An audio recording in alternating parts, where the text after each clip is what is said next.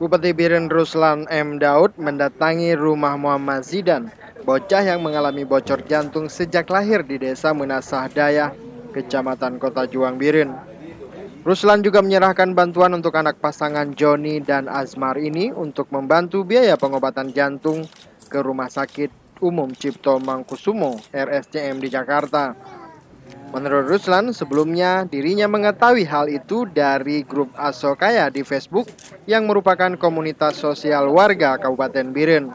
Ruslan juga mengaku selama ini dirinya juga kerap memantau perkembangan daerahnya dan keluhan warga melalui media sosial. Apalagi hampir seluruh warganya menggunakan media sosial. Dari Kabupaten Biren, Muhammad MY melaporkan untuk Aceh Video.